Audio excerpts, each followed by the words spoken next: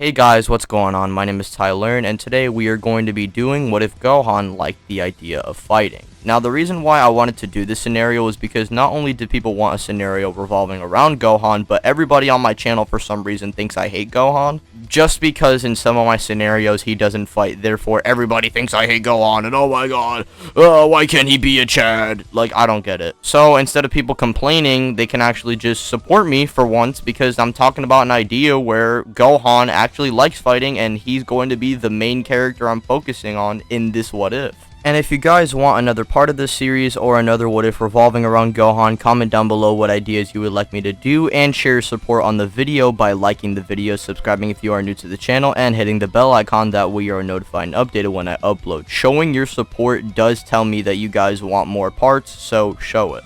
And with that being said, ladies and gentlemen, let's dive into the scenario, and I hope you guys do enjoy. Hey, collecting rings like I'm Sonic. Bitches wanna party. My wrist getting heavy, so I got 'em on a diet. Yeah, flex like I'm Hogan. Yo, he's coming over. Yeah, we respect. Here we are going to be having Gohan be more interested in fighting and his Saiyan side taking the forefront, instead of picking up pencils and writing essays and spitting facts like in canon. Gohan would sometimes see his dad training outside, and he just mimics him in his own room where Chi-Chi tries to get him to study. When Chi-Chi gets mad at Gohan one day for catching him training instead of studying, she would yell at him, and Goku would open the door and ask what's going on, as he did hear screaming from outside, so he was wondering if everything was fine. Chi-Chi explains the situation, but Goku would say how Gohan does have Goku's genes, and you already know how much he likes to fight. Chi-Chi does get that, but Gohan does need to study. He can't just, become a fighter and not have any type of education whatsoever. That's not what she's going to have for her kid. And so Goku would compromise. In this timeline, instead of Gohan just becoming a full-on schoolboy and not really having any intentions on training or becoming a fighter, Gohan already has this idea stapled in his mind, and Goku would allow Gohan to train with him at least once or twice a week, while any other time Gohan wasn't doing any training, he would just be focusing on his schoolwork. Over the years as well, Gohan's time training with Goku would increase, since he would be working hard so he can do more training specifically. By the time of early Dragon Ball Z, where Gohan is introduced to everybody, he would be at a power level of 25, so stronger than the average human and stronger than even Kid Goku, but not too powerful. Raditz still arrives, trying to bribe his brother, smacking Krillin into Roshi's house, and then beating up Goku himself, and Gohan getting enraged at this. Gohan isn't the same defenseless boy as he was in canon in this timeline, and so he would actually land a pretty decent blow on Raditz in the gut. In hindsight though, this just enraged Raditz, and Raditz would then go on to kidnap Gohan, Goku and Piccolo team up, and Gohan would still free himself from Raditz's pod. However, with him having some training under his belt, and this time being at a power level of 25 rather than a power level of 1, this would also result in Gohan's Rage Boost power level being a lot stronger and is going to be more than enough to kill Raditz. It's not just going to significantly damage him. Instead, Raditz actually dies in this timeline, and he would still warn the Z-Fighters of the two other Saiyans that would be arriving in about a year, since Vegeta and Nappa would still go down to Earth out of curiosity of this half-Saiyan child bringing down Raditz. Sure, it's Raditz, but then again, it's still a child, and this child could actually prove to be pretty useful in the battle against Frieza whenever they rebel. And so, they would be on their way, and Goku, Piccolo, and the others would then begin training. Goku would train with Piccolo, while Gohan would be suggested by Goku and the other Z-Fighters to go and train with Roshi and Korin, and that's what he's going to be doing throughout the first 4 months of his training. After this, he would spend the rest of his training with Goku and Piccolo, who would see the progression Gohan's made and help him grow even more. Piccolo especially would like to train him up, since he's going to be a trump card against the Saiyans. Now, after the last few months pass by and everyone's ready to fight, the Saiyans arrive, and they would still destroy a city. Now, for everybody's power levels, I think the humans would be the same, while Goku would be at a power level of 15,000. This is because rather than spending his time learning techniques and moving to King Kai's planet, he was right off the bat just training his physical body, so I think base to base he would be stronger, but overall he's weaker because he doesn't have the Kaioken. This would result in Piccolo becoming a lot more powerful as well, reaching a power level of 9,000 exactly, and Gohan himself would reach a power level of a little over 3,000. And I know that might sound kinda highballed, but I mean, think about it. Gohan in this timeline actually likes fighting, so if anything, he has the goal of wanting to surpass the Saiyans as well, meaning he would get a lot more powerful in result. And not to mention, he's training with a way stronger Goku and Piccolo. The Saiyans arrive, and like in canon, they would all meet up at the wasteland, and Nappa would release the Cybermen to test them out. Yamcha still dies, Krillin negs most of them, and one Cyberman would try and off-guard Gohan, but Gohan would actually see this attack coming from a mile away in this timeline due to being a lot more powerful, and he would manage to kick the Cybermen up in the air and fire his own Kamehameha wave that would vaporize him on the spot. He would then tell the Saiyans to stop playing around, as Vegeta would then laugh, and he would propose to not only Gohan but also to the other Z fighters including Goku to either die here by Vegeta and Nappa's hands or join them in defeating Lord Frieza. Obviously, Gohan and the others aren't going to fall for it, and this would lead into Vegeta sending Nappa out to go and fight the Z fighters. Meanwhile, Vegeta would rush at Goku himself and would fight him one-on-one. Piccolo, seeing this and being the other strongest person other than Goku, who's currently getting body right now, decides to tag team with Goku once again and try and help him defeat Vegeta. Meanwhile, Nappa fights the other Z fighters, and Vegeta already just outclasses Goku, so Goku and Piccolo need to work together and need to be extremely focused on Vegeta to even hold their own, meaning they have no way of trying to save the other Z fighters against Nappa. This would result in Chaozu and Tien's death, and Nappa would try and blast at Gohan. However, Gohan in this timeline, rather than being a scared little boy, would understand the circumstances of the situation and realizes that he can't die here. He needs to save everyone right now. If he dies right now, then so does Krillin, and then Nappa and Vegeta just jump Piccolo and Goku, and they lose.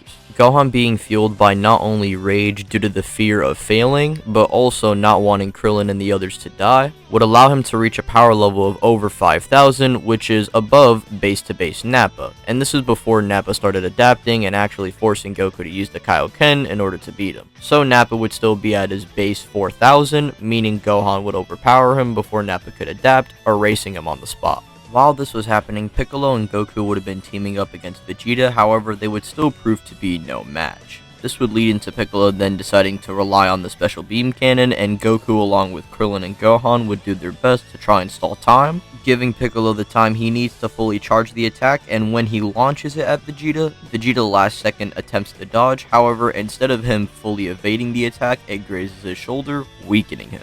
After this, Goku and Piccolo, even 2v1ing Vegeta now, can easily just beat him up, and this would enrage and frustrate him, forcing him to fly up into the sky and fire off a Gallic gun, while the Z fighters all fire their own combined attack that would overpower Vegeta's and seemingly kill him. However, it's revealed that he's actually alive and he would go Great Ape, and the rest of that essentially plays out the same. Krillin and Piccolo both want to finish off Vegeta, but Goku wouldn't allow this as he wants to fight him someday on his own and beat him fair and square. Vegeta leaves and the Saiyan saga then concludes. After this, we still have our Z fighters going to Namek, but instead of Gohan and Krillin, it would be Krillin and Piccolo due to him surviving in this timeline, and Gohan would have had worser injuries than Piccolo in my opinion, since he literally had to break his limits in order to defeat Nappa. And not to mention, Piccolo can regenerate, and so he, Krillin, and Bulma would then head off to Namek, while Goku and Gohan would go in the second ship, which Goku would tell Dr. Briefs to try and implement some type of training system, and this would lead into him coming up with the gravity ship. The original events on Namek are relatively the same, except for Piccolo by the time of when the Ginyu Force arrived would have been far more powerful than Gohan, allowing him to fold Goldell initially and combat Jason Birder, but gets overwhelmed in the end. This is due to Captain Ginyu getting involved because Piccolo himself is actually stronger than Burger and Chase combined, however Captain Ginyu himself is far more powerful than Piccolo. And so initially seeing his comrades struggle, he would decide to intervene and he would beat him up himself and would still go on to go and give the Dragon Balls to Lord Frieza. As for Goku and Gohan, when they arrive on Namek, Goku's power level would be at 150,000, whereas Gohan would be at 60,000. They would arrive to help out the Z Fighters combat the Ginyu Force, who would be tired and beaten from their fight with Piccolo, however in the end would manage to get the upper hand due to Piccolo falling to Captain Ginyu. And so Krillin, Vegeta, and Piccolo are all saved and healed up by Senzus, and the rest of the Ginyu Force is then killed off thanks to Vegeta. Now as for the Captain Ginyu encounter, that all happens the same, with Piccolo and Vegeta jumping Goku and damaging him, leading into Ginyu trying to body swap with them, but Goku gets his body back and Ginyu Frog still happens. However, Piccolo seeing the frog hop away and knowing what Ginyu did to him isn't going to let him just walk away, and so he would finish him off, killing off the entire Ginyu Force on Namek at this time. Goku still goes in the healing tank and Vegeta falls asleep, allowing Krillin and the others to then sneak the Dragon Balls from him, and they would revive Chaozu and then Tien. However, before they could save anyone else, Frieza kills Guru and he would still go on to fight the group just like in canon. Piccolo would have reached the power level of 364,000 by this point, which is essentially the completed Guru boost, and him along with Vegeta would force Frieza into using his second form. Krillin still gets stabbed and Gohan gets enraged, however he wouldn't be nearly as powerful given the fact that he never gets the Guru boost. Meaning Gohan's rage boost wouldn't be nearly as powerful, and so second form Frieza would just be beating up Gohan and would get ready to finish him off with the death beam. However, Piccolo would intervene, sacrificing himself. Gohan would be enraged from this because he did bond with Piccolo a little bit, even if it's not as much as in canon, and plus somebody dying for you regardless is going to enrage you. Especially if you're Gohan, who is trying to literally just be good enough to fight the good fight. When Piccolo dies, we see a power dormant within Gohan starting to slowly release itself, and when Gohan powers up enraged at Piccolo's death, we see a hint of yellow in his aura. Frieza laughs at Gohan crying, and he would then fire a beam seemingly at Gohan. However, when Gohan dodges, we see the beam perfectly aligning with Krillin's chest, and it would go right through him, killing him on the spot. With Krillin dead, Frieza would just laugh, saying how Gohan killed his own friend, as he would just start hysterically laughing now, and this would only enrage Gohan even more. Gohan was already close enough to Super Saiyan, but with this final death that was his fault, he would snap, unleashing all of his hidden power, emerging in the Super Saiyan transformation.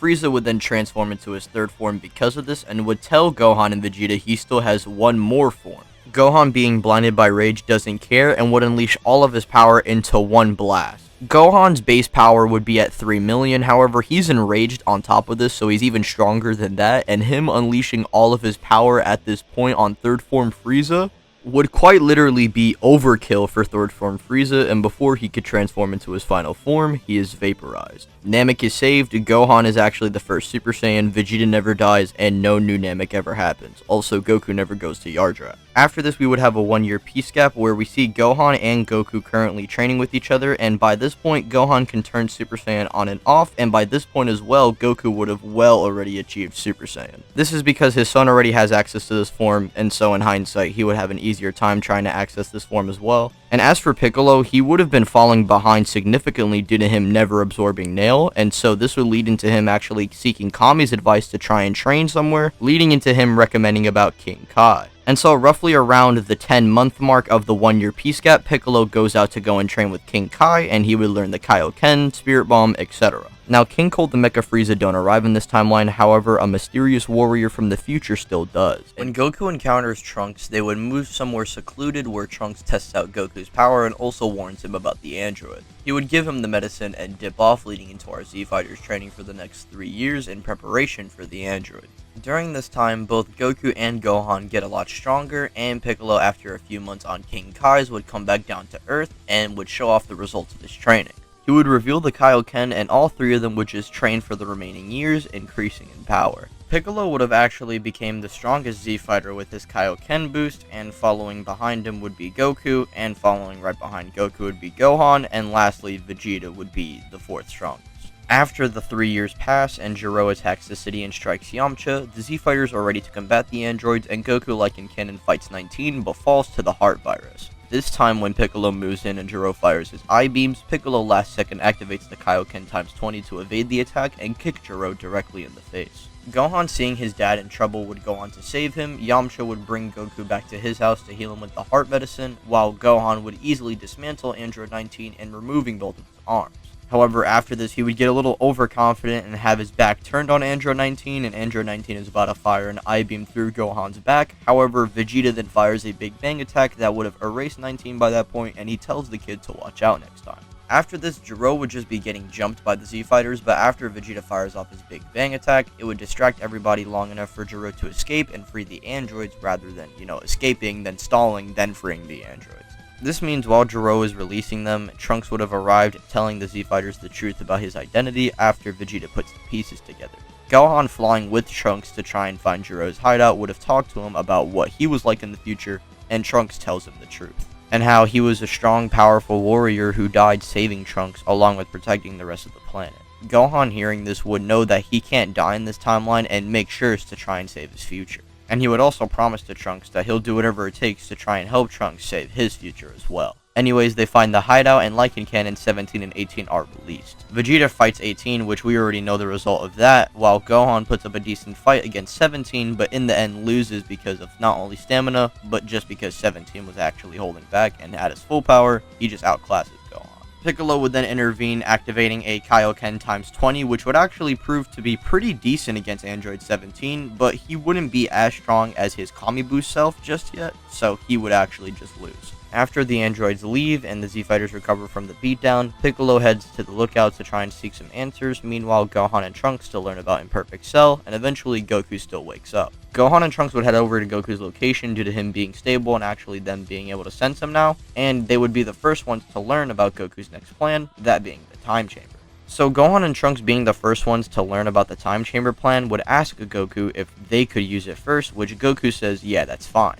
However, this is before telling Vegeta about it, so when Vegeta hears about the Time Chamber and hearing about Gohan and Trunks going first, he isn't going to be too happy about it. However, Goku ensures to Vegeta that they will head in together whenever they are out, and that way they can actually not only settle the score with each other, but also just train with each other, which Goku would actually be down for since he's always wanted to train with Vegeta. And I think this is also quite fitting since Goku in this saga was mainly trying to set up the next generation or set up Gohan, and this time Gohan would actually not mind taking over the mantle, and now this theme is essentially taking full stage with the half Saiyans going in the Time Chamber first. Anyways, they head into the Time Chamber while Piccolo would have his confrontation with Cell and still fight 17. This time with his Kaioken, he would body 17, forcing 18 and 16 to try and jump in just to stall. This also means Piccolo would have been keeping up his Kaioken constantly, wearing his body down, so when Cell arrives, it's still the same event. However, we have a big problem. Goku doesn't have instant transmission in this timeline, meaning Cell would not only kill Tien, but would be moving his way towards Piccolo to try and finish him off. Luckily, Gohan and Trunks emerge around that time, and they would be on their way to try and save Piccolo. However, as they arrive on the island, it is revealed that Cell had long killed Piccolo. And Gohan, seeing his friend dead, would be enraged, and he would power up into his full power from the start, saying to Cell that he's not going to get overconfident on him. He already had learned that mistake when he tried to fight Android 19, and had Vegeta not been there, he would have died. And he would have been training with Trunks, who would have long discovered his weakness of being cocky, and Gohan would basically resolve that during his time in the Time Chamber. Also, if it wasn't clear enough, Gohan and Trunks this time have grade 4, and the reason why is because Trunks and Gohan actually train together, unlike in the original timeline where Trunks basically trained by himself. This means whenever they discover Ascended Super Saiyan and Grade 3, Gohan would see the flaws in this form and would try and discover something else. Something that brings out the full power of Super Saiyan, but also doesn't decrease stamina. And this is when he discovers Grade 4, and right before they leave the Time Chamber, Trunks would learn it as well, and they would do some sparring. Also, Gohan would have showed off his hidden power just like how he did when he trained with Goku in the Time Chamber, but he wouldn't be able to go into this form just like how he didn't when he initially went into the Time Chamber. However, it is still a power that him and Trunks are aware of, and Gohan needs to tap into that. However, he can tap into it another time as he doesn't quite need it against Cell, since this Gohan is already stronger than the one that was already stronger than Goku from the Cell games, who is stronger than Vegeta and Trunks, who already beat up Semi-Perfect Cell. So here Gohan and Trunks ensure Semi-Perfect Cell's death, Cell would never become perfect, and the androids would be revived thanks to Krillin. Or at least 17 would be revived, and the bombs would also be removed as well. Goku would stay alive in this timeline as well, and Goku and Vegeta immediately head into the Time Chamber after Cell is dealt with. The two of them discover Grade 4, and after both of them discover it, they would have one final fight to try and settle the score in the Time Chamber, with Goku barely winning. Here, this would lead into Vegeta's resolve and actually becoming more of a family man, and before Trunks leaves off into his own timeline, he would tell Gohan to not only tap into that power, but to keep this timeline safe.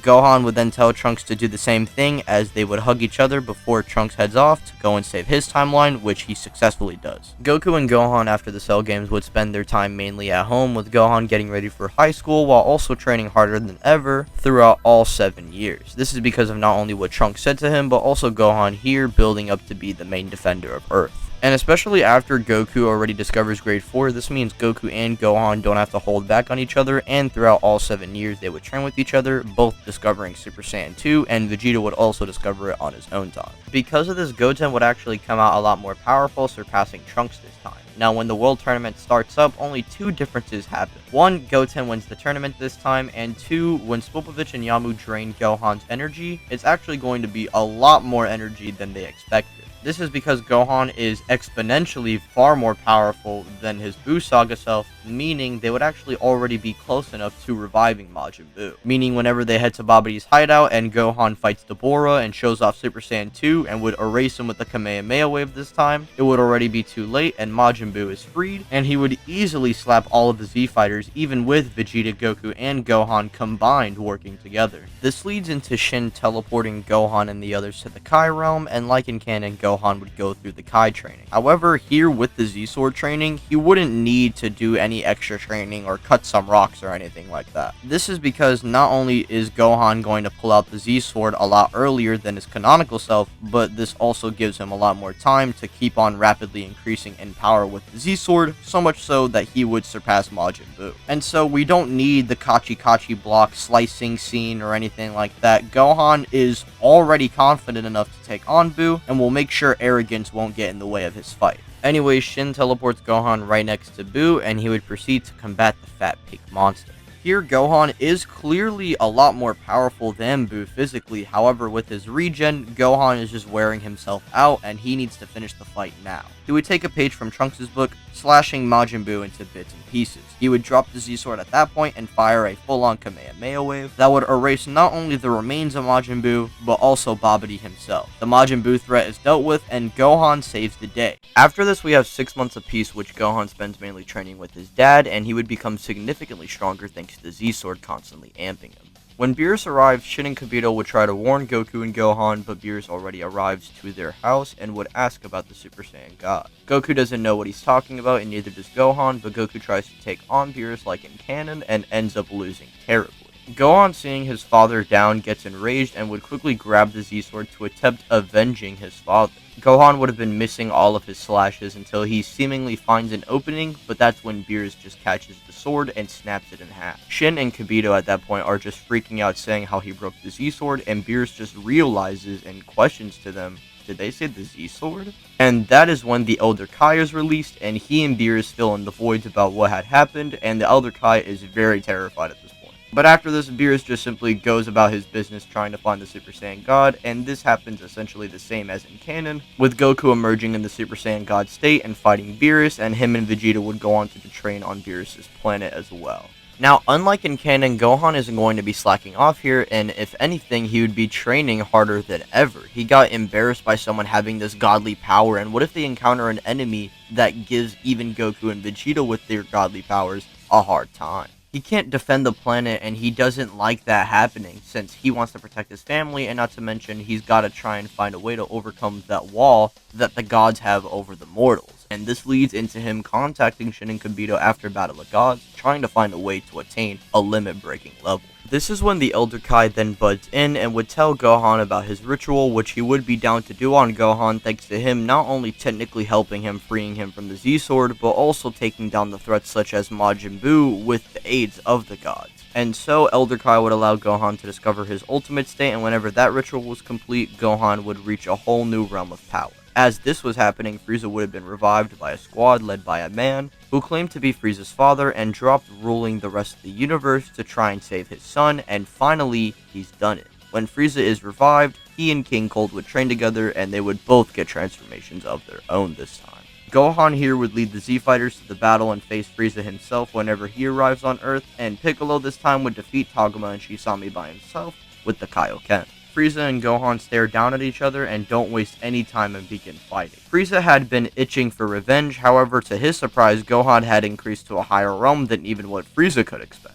In his ultimate state, I think especially by this point, he would be far above his TOP self, and this is fair since Gohan had gone through far more intense training here, and increased in power throughout his entire life rather than instead of taking breaks and from time to time doing training and getting insane results from this.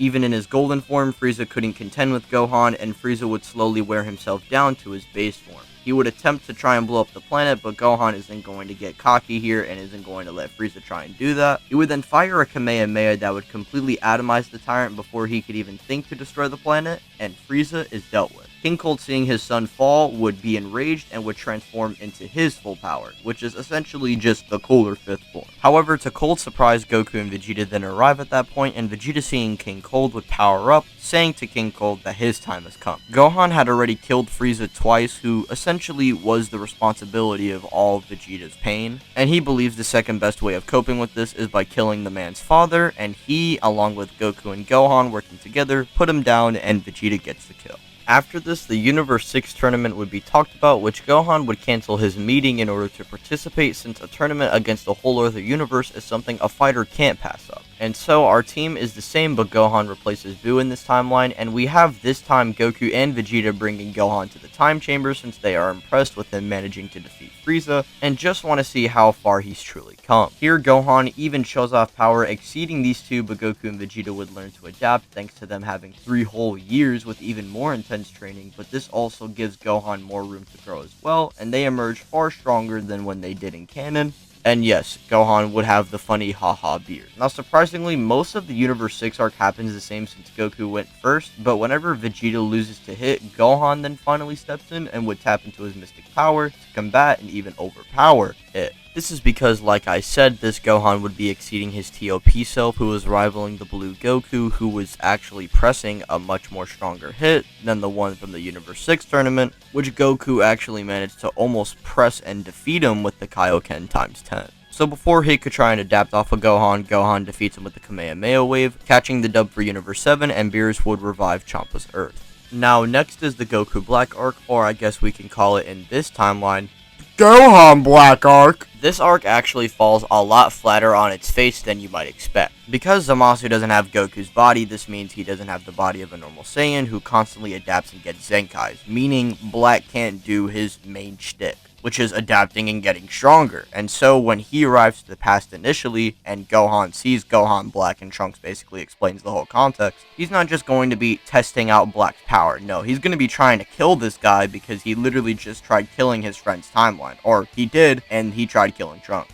So here Gohan beats the bricks out of Black and would basically kill him before he could be warped back into his timeline. Now, seemingly they catch the dub, however, future Zamasu's still a problem. But worst case scenario is Trunks returns back to the past after trying to attempt to defeat future Zamasu, and they just learned the Mafuba technique, with Gohan ensuring for Trunks to get the pot. And so when Trunks originally throws the Mafuba technique, he doesn't forget the pot, and he actually successfully seals Zamasu. In conclusion, the Goku Black arc ends a lot shorter, but it does end on a much more positive note. As for the TOP, Buu is replaced by Piccolo, and he slaps Basil in the exhibition match, whereas Gohan actually wins his match, and Goku would also beat up Bergamo and Taiwa Topa. Our Universe 7 team is quite literally the exact same as in canon, because Gohan actually just doesn't change anything. The only difference is that when Frieza is revived, Gohan is a lot more hesitant or against the idea, and when Frieza interacts with Gohan, Gohan ensures to Frieza if he tries anything slick, Gohan will eliminate him. Now when the tourney begins, Gohan would hold down the circle for Universe 7 here far easier thanks to him being a lot stronger and has a stronger Piccolo to back him up.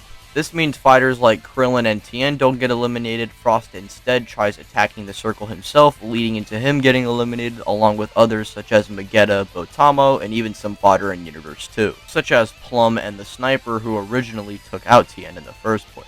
Universe 10 is also easily getting bobbed by the circle, and even some of the Universe 4 fodder that got beat up by Roshi in canon would also be getting up by the circle this time as well. The circle's biggest enemies for sure would be the Namekians, who would try stepping in after seeing some fighters from their respective universe getting eliminated, but this also leads to their demise far earlier than in canon. This time, Piccolo with his Kaioken is actually able to keep up with these Namekians rather than just, charging up the special beam cannon in order to be competent here, and Gohan's just so much stronger he can unironically 1v2 these guys and still win. As this was happening, the rest of the events would have been playing out, and the biggest changes are that Krillin and the others stay in the ring until Aniraza comes in, but it's fine since they have an easier time overpowering Aniraza here due to actually Gohan being more powerful, and Piccolo stays in thanks to him not being blitzed by a bug due to the Kaioken giving him him the boost he needs to defeat Damon. And so we have Universe 7 versus Universe 11, which is different here since Piccolo and Gohan would fight Dispo together this time to save Frieza, with Piccolo sacrificing himself here in the end, while Gohan would eliminate him. Gohan then makes his way over to Android 17, who actually is able to help 17 overpower Toppo before Frieza could rat, meaning Toppo never goes God of Destruction, and Jiren would begin to use his full power and start beating down Universe 7. This time eliminating 17 on the spot while also eliminating Frieza.